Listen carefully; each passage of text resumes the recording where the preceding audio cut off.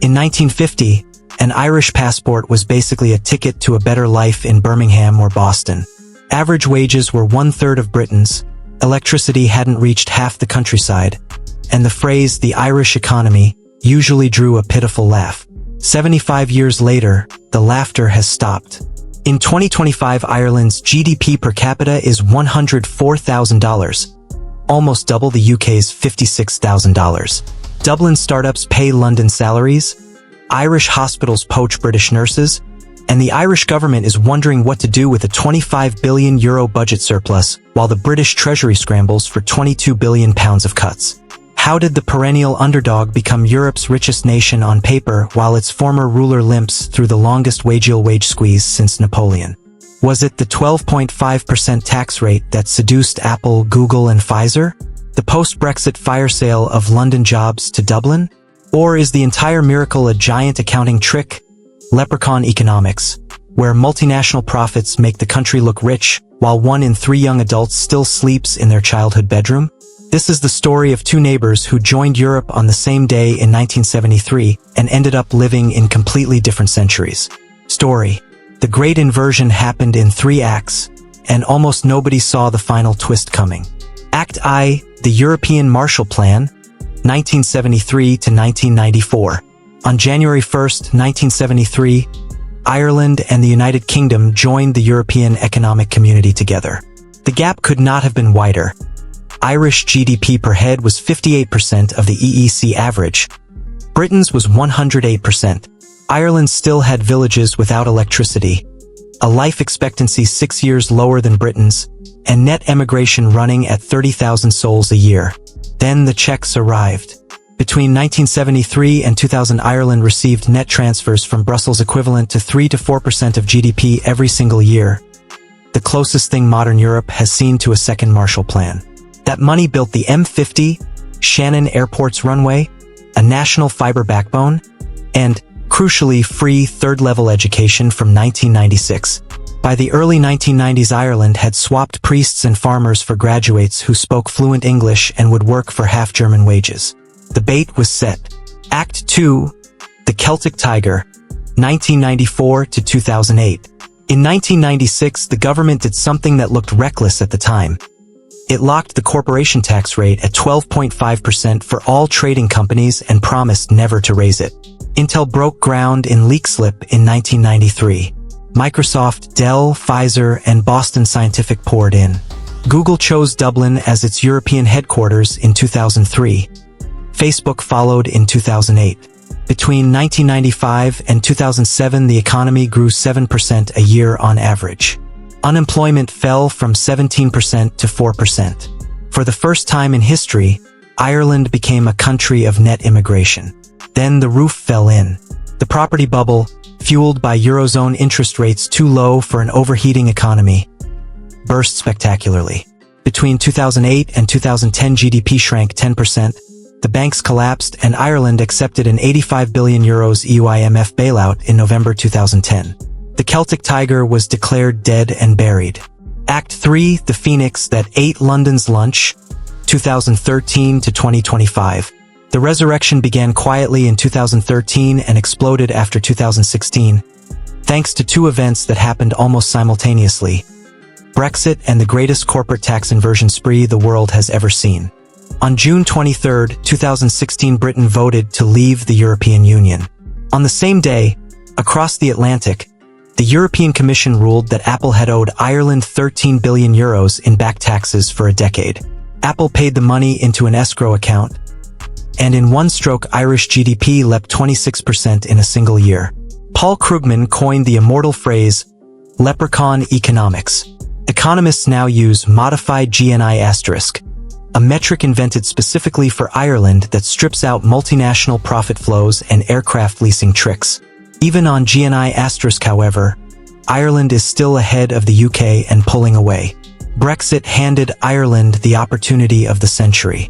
Suddenly, the European Union had only one English-speaking member with common law courts, a young workforce, and a 12.5% tax rate. Banks, insurers, asset managers, law firms, and tech giants began moving people and brass plates west. Between 2016 and 2025, the International Financial Services Center grew from 30,000 to over 60,000 jobs. TikTok, Stripe, Salesforce, HubSpot, and hundreds more chose Dublin over London. The Silicon Docks nickname stopped being a joke. Meanwhile, US multinationals doubled down on profit shifting. By 2025, roughly 70% of US corporate profits booked in Europe are declared in Ireland, a country with 0.08% of the world's population. 10 American companies pay more than 80% of all Irish corporation tax. The numbers are surreal. Corporation tax receipts rose from €4 billion in 2014 to €28 billion in 2024 and are forecast to top €30 billion in 2025. The fiscal consequences are almost comical. In 2024, Ireland recorded a €25 billion budget surplus, more than 8% of modified GNI star. Public debt relative to GNI asterisk has fallen from 120% in 2020 to under 90% in 2025 and is heading towards 60%.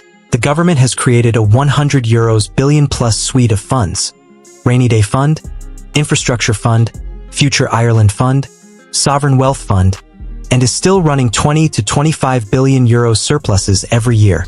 Britain, by contrast, is stuck in the longest period of real wage stagnation since the Napoleonic Wars.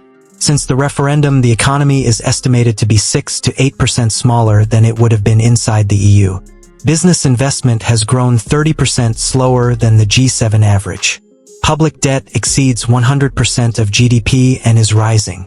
In autumn 2024, the new Labour government had to find £22 billion of savings just to balance the books. Yet every Irish person knows the headline GDP figures are a funhouse mirror. Modified GNI asterisk per head in 2023 was €54,000, comfortably ahead of the UK's €47,000, but nowhere near double.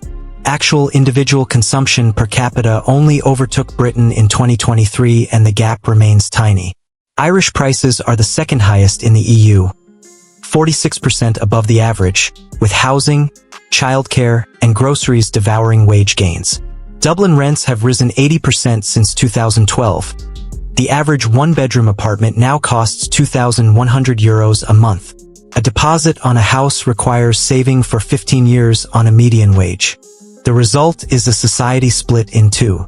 In the East Coast Tech Pharma corridor, 20-something software engineers earn €120,000, pay an effective tax rate of 12.5% on profits routed through Ireland, and complain that €800,000 for a 3-bed semi in Dublin is outrageous. In rural Mayo or Kerry, wages hover around €35,000.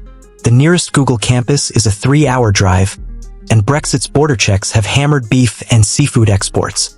The generational divide is even starker. 68% of Irish adults aged 25 to 34 still live with their parents, the highest rate in Europe. Homelessness has tripled since 2014.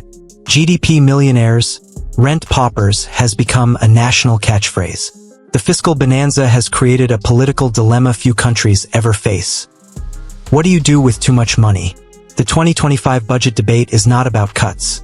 It is about whether to spend the €25 billion surplus on building 60,000 houses a year so the young can finally leave home, or to bank it for the pensions of an aging population.